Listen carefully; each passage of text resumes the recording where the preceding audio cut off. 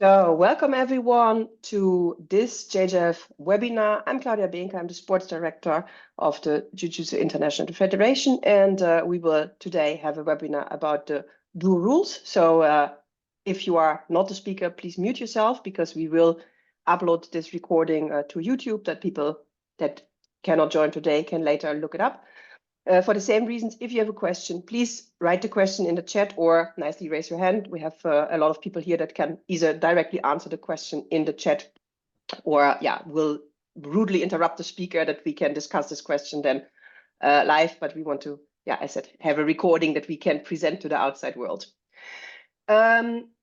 Also, maybe you have heard of it. JJF is, or Faisal from JJF is running for the World Games Athlete of the Year.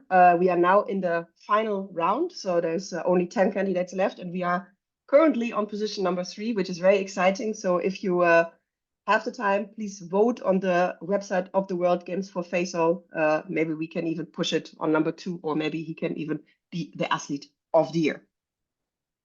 But now, coming to the topic of the meeting today, we will discuss the dual rules 2024. This is a proposal, so they're not yet final. Well, they are more or less final, but still we want to discuss them here and also test them at the Genoa Open. So these rules will be used also, I missed the 2024, so we will use them at the Genoa Open 2024. And you can download them under this link. So if you have not yet seen them, you can download them here. You don't find them yet on the download page because, as I said, they are not yet fully approved, but we are working on that. And our speakers today are Michael, that might come, I think, a bit later. He just wrote me, he's delayed. Okay, so Michael will join a bit later, but then we take over directly to Brigitte Dalsgaard. Thank you very much, Claudia. And Michael just wrote me, he's been delayed, so he says hi, and sorry he couldn't be here right now. I will just start sharing my screen. So can everybody see this one? Yes, that looks great. That looks great. Okay. As Claudia said, this is the dual proposal, so it's not yet been approved, but we will use it in Genoa really soon. So that's going to be really exciting. Today's webinar will be about the changes and how these changes affect each group, like the athletes, the coaches, the referees, and so on. So first of all, show one why we have this meeting. We already sort of got into that. And then each point will go through the changes for each group.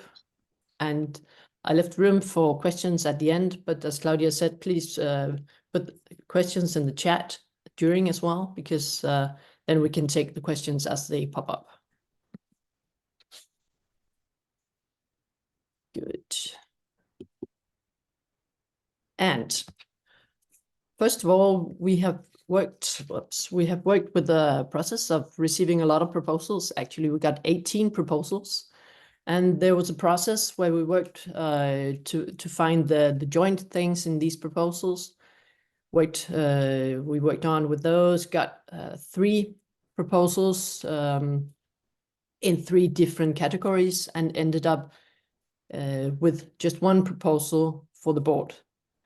So this is the proposal I'm going to talk about today. And since it's a joint proposal with input from a lot of groups, it's a really interesting proposal as I see it. Yes. One of the interesting things in this proposal is that instead of just doing all of the flow in the matches with one team at the time, it's now split into a qualification phase and the fight for medals. So like before, we have 5 rounds, and the first 3 rounds, that's a qualification phase. That's where we do it one team at the time, showing the attacks, getting points after each. So that's the same. But to get more like tension, more dynamics, then in the medal fights, we have red against blue again. So we have 2 teams on the mat. We have red and blue, and they fight each other a little like in the old days, but still with the new scoring and scoring after each attack.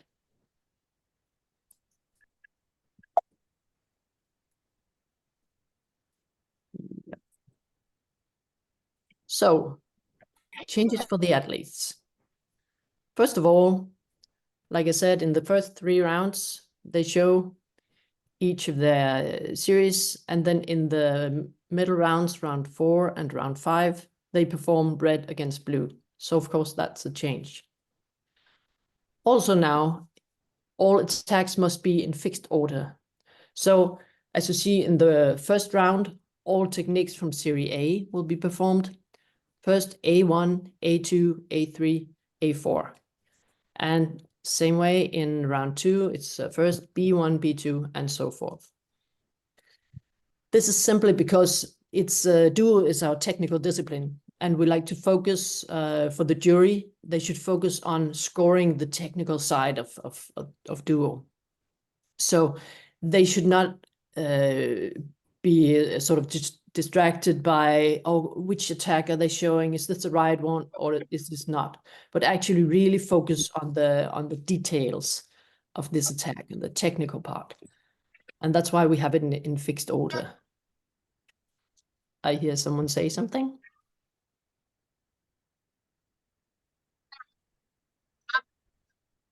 Tinitigyan to duo. Karena kumataja ko. Could you, if you don't have a question, then please mute. Okay. Then again, as I said, in fixed order, you show all the attacks. In the first round, it's all techniques from Series A, then B, then C in each round. In the medal fights, then we show 2 attacks from each in this order and in this sequence. So how to show the attacks is from now on fixed in these rules.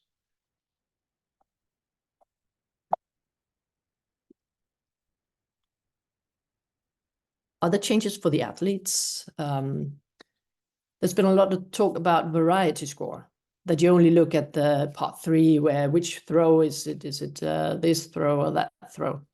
Now we also take part 4, that's the closing, the last part of the technique. We take that into account as well when looking at variety.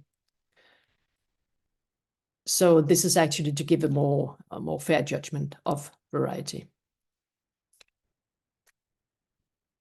As number 4 here, we have now a penalty for showing up late or unprepared. At many competitions, we see this a lot, where couples are not showing up in time and we're waiting and we have to change order and so on. So now there's the possibility for the referee team to actually penalize a team that's showing up late or not being prepared. In these rules, we have a -4 points to begin with, and that's the secretariat. As soon as the mat referee shows the score or penalty, then they deduct 4 points for this couple. Then we have some small changes in the attacks in B2, C1, and C4. In B2, we took out Agutsuki because it's an in-fight technique, and often it's not. It's difficult to perform right. We see that many times. Often it's like missing target, or it's a bit complicated to make because it's an in-fight technique, so it doesn't make so much sense. So that's taken out. So now B2 is a circular punch from the side instead. Small changes in C1 and C4. That's the diagonally downwards. We have seen many challenges on wrong attack because the couple uses a diagonally downwards attack, because then you can actually not see if it's just a little not so correct attack, or if it's actually a wrong attack, if it's from the top or if it's from the side. it's not so clear if you can also do it diagonally downwards. So that is now taken out. So it's more clear if it's the right attack. Then we have changes for coaches. There's been a lot of requests to change the challenge procedure. So now you can not only change or challenge a wrong attack, but you can also challenge variety and weapon control. And that's because variety and weapon control, that's rather easy to check on the video as well. You can still not, as a coach, challenge the points given by the jury, because that's it's not so easy to check on the video. So we have, but to make it more fair, you can challenge wrong attack, variety, and weapon control. So you have a lot more to challenge now. Yep. In the rules, it's pretty clear here that the coach can only challenge in connection with Hantai at the end of the performance, and not during the individual scoring breaks. So for instance, in round 3, you show C1, C2, then if there's something the coach wants to challenge, he or she will have to wait until C4 has been performed, and then there can be a challenge. So not within all the scoring breaks.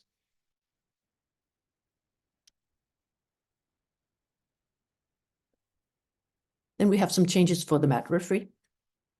Of course, the course of the match is a little bit different because we now have red against blue. The first part is like the first 3 rounds, it's the same as where you have one team at the time showing one attack, getting score, next attack, getting score, and so on. I have to interrupt you shortly. There are 2 questions on the challenge, and I think it's good if we discuss them.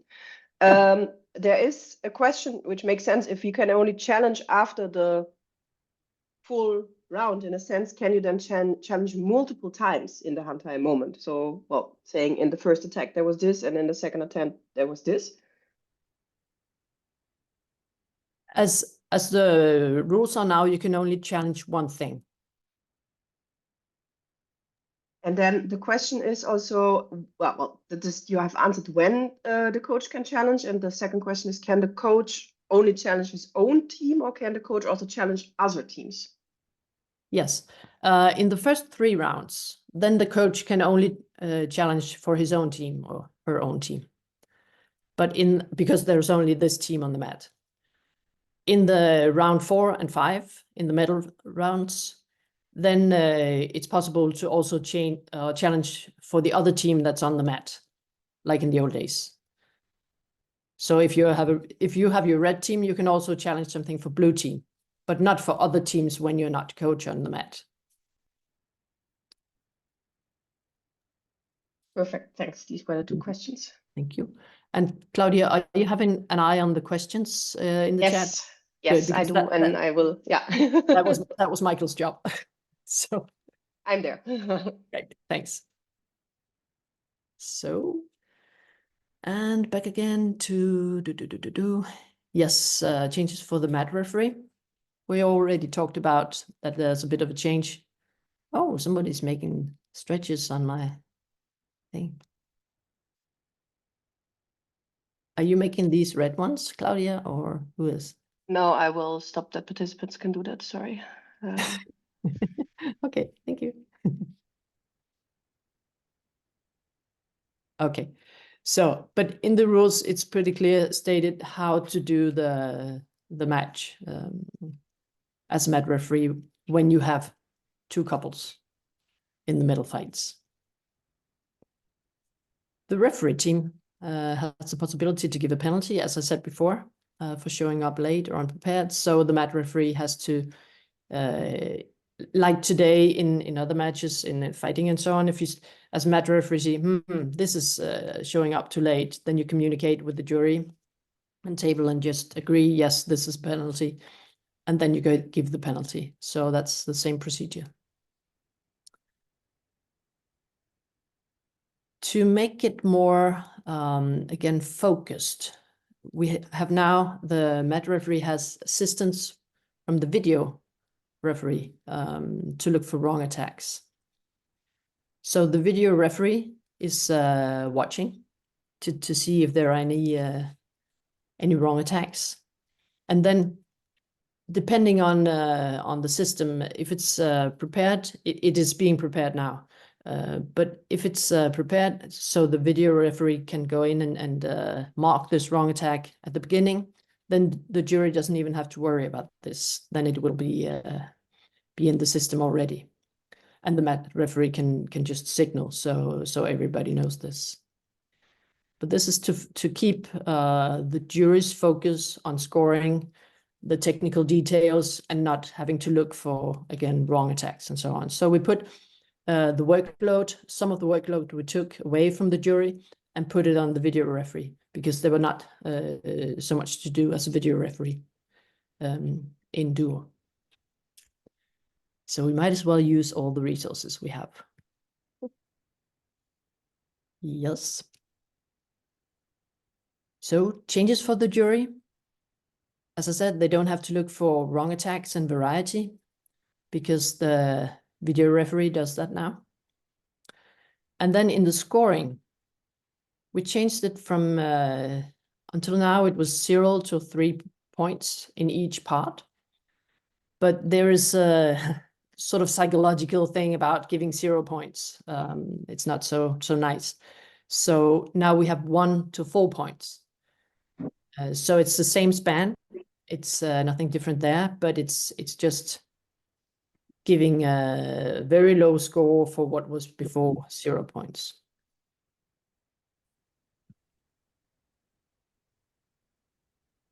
Changes for the video referee. As before, the video referee looks for variety, both in part 3 and part 4. So both take a note on what are the throws or takedowns in part 3, and how's the ending? Do you always just hit them, or do you always make the same lock to end? Then there's less score in variety. And at the end, I have to interrupt one more. There is a question on the wrong attack. It's a clarification. And Matthias is already answering it. So assuming someone makes a wrong attack, but the attack got 4 points, then the 3 points are automatically reduced, and then you have only 1 point. This is, I think, a clarification. Okay, so yeah, the score will be changed, so it happens automatically. Yes, maybe if not everybody can see the chat, maybe Matthias, do you want to explain it here?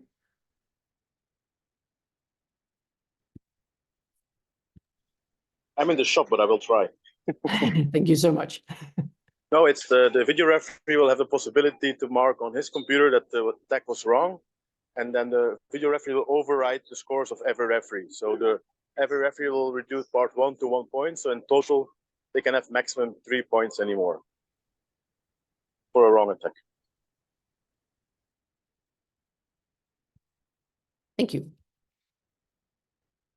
Does that clarify the questions we had? We got a yes in the chat, so great. Oh, that's good. Yeah, because I can't see the chat right here, so that's okay. Fair enough.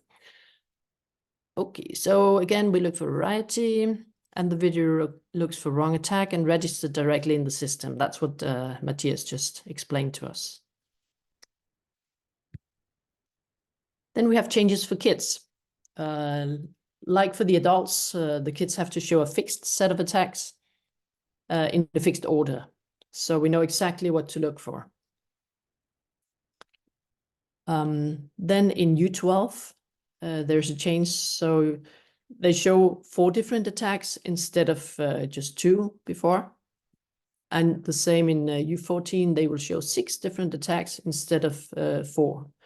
And that's by request from some coaches that thought 2 were too few and 4 were too few. So we added it up a bit. But we were listening a lot to the coaches for kids here, because it's important that the kids are ready to do this. And then also there's been a request regarding age. So now it's possible to form teams with the kids with up to 4 years age difference. Of course, it's not within the adults or masters, but for the kids, it's now possible with 4 years. And that's also explained further in the rules.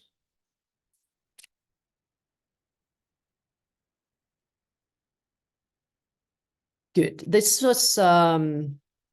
were the main changes in these rules. As I said, they will be tested in Genova. The system is being prepared. Matthias is working hard to do this, and the referees will be ready. We will have a seminar in Genoa on these rules. So we really look forward to Genoa really soon to test these rules, and hopefully it will be successful, because it is, as I say here on the slide, it is a proposal that's taken feedback from athletes, from coaches, from referees, audience, and IT into account. So it's really a joint proposal to make duo even more attractive. So we really hope this is what is happening. Any more questions? There's one question in the chat, which also Matthias already is clarifying, if kids have to wear a joke strap. And I don't think you have changed anything in the closing of kids or of any regulations there. No, it's not been changed. Yeah, so it's allowed, but it's not mandatory. Yes, exactly. In duo. Yeah, in fighting it's mandatory, but in for the male, but for the and for the female it's recommended, if I'm correct. And in the and for the duo it's it's allowed, but it's not mandatory. Yeah, and it's the same for many of these protections, because it's a different game when it's duo.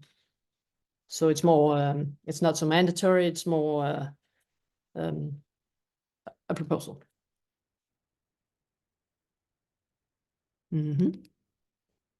Any other questions? Yes, I would have a short question. Gerald Regel here from Austria. The Met referee, to the fact that the techniques are in order now, is he still saying Hashime, Hashime, Hashime, Hashime, or Series A1, Series A2, Series A3, or in the final rounds 1, 2, Series B, 2, 3? So what is the referee calling on me for that? It's still just Hajime. Okay, thank you.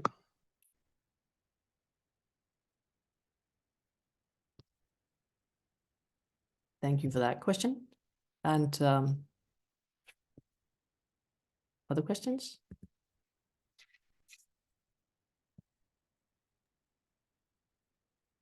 Are there now 2 scores given for variety on the tablet?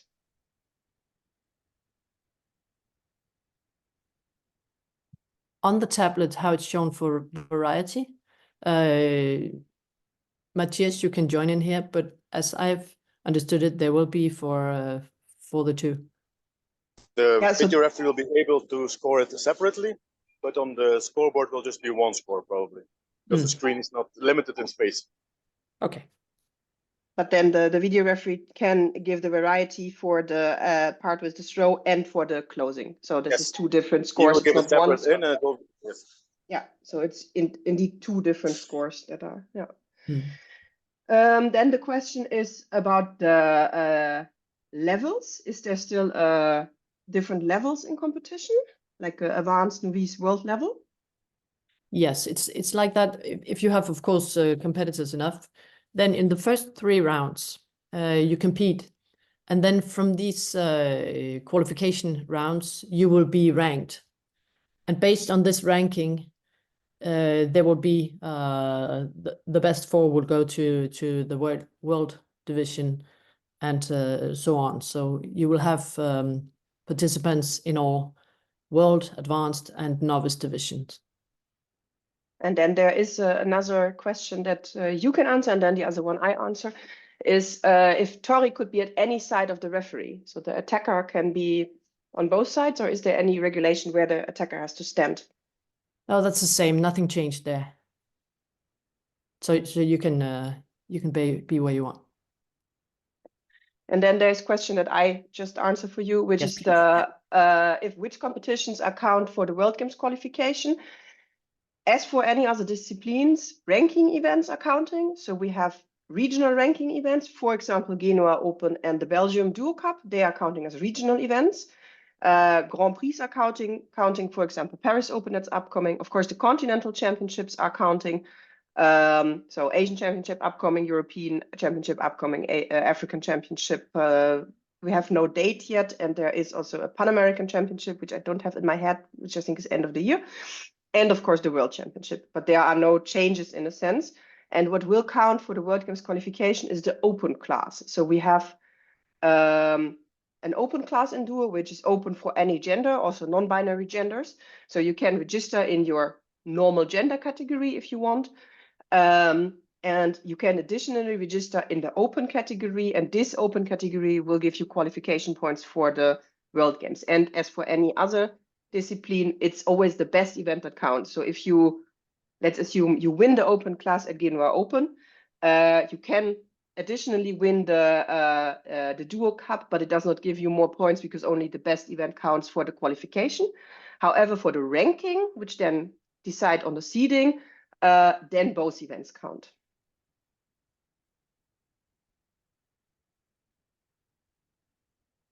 And then there's a question on the, yeah, sorry. Yeah, that's for you as well. I see. Yeah, there's the question of the points in each ranking tournament. Also, this has not been changed. So basically the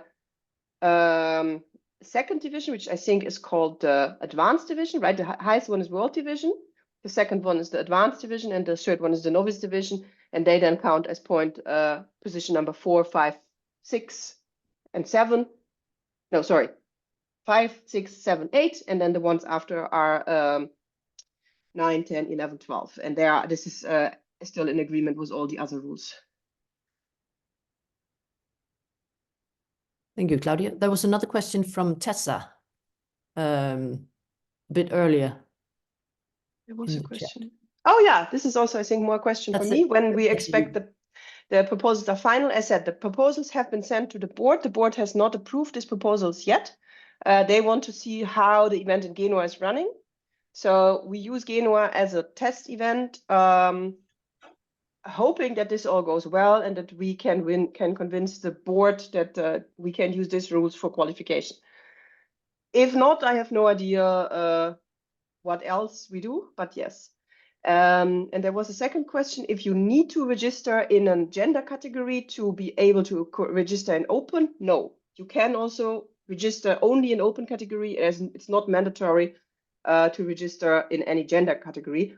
Even stronger, as said, the open category is also open for non-binary genders. So if we have athletes which are neither male nor female, then they can compete only in the gender open category and not in a gender category. The best teams of the ranking for open. The best 4 teams qualify via the ranking list, indeed, for the open, not the man, not the woman, or not the mixed. And it's important to mention for the World Games, if you have sometimes World Games rights mixed, because for them open and mixed is the same. For JJF, not. So the Sporting Code 2024 has this definition in, and we are really talking about the open class. So it doesn't matter which gender you are, you can compete in the open class, and then the best 4 teams qualify via the ranking, and then there will be 2 wildcards like in the other disciplines.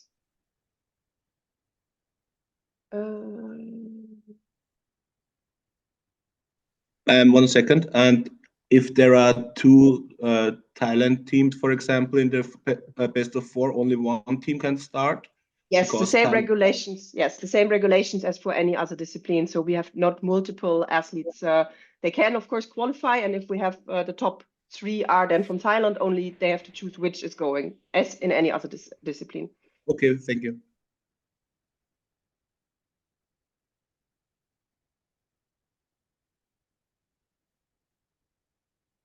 That's a lot of good questions.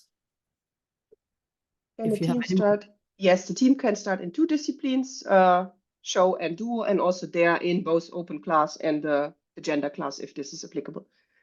So if you want, you can, well, with 1 individual couple, assuming you have a binary gender, compete in man-woman mixed, and additionally in the open, and this in duo and in show.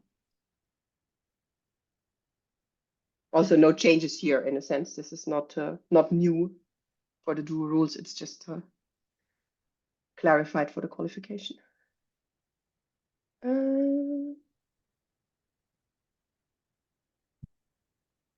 Yes, you can compete in the World Games Edge duo and show. And if you are also qualifying in fighting, you can even qualify in fighting. You just need to qualify. And the download link I put in the chat, of course.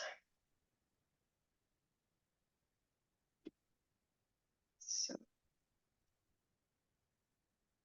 And that was the link. Thank you. Yes, the link is again in the chat. Mm-hmm. How does a coach ask for challenge variety? Does he have to? Okay. The question is, when does the coach has to ask for the challenge of the variety? Before or after seeing the assigned coach, the score? Well, obviously after. Yeah, because otherwise you don't know if there's a challenge. But that's also Exactly. one of the reasons you can only challenge at the end, because that's where you see the variety score. So in other cases, we would have too many challenges during the presentation. But yes, the procedure is the same as when you see the variety score, stand up and say, oh, challenge. Mm-hmm.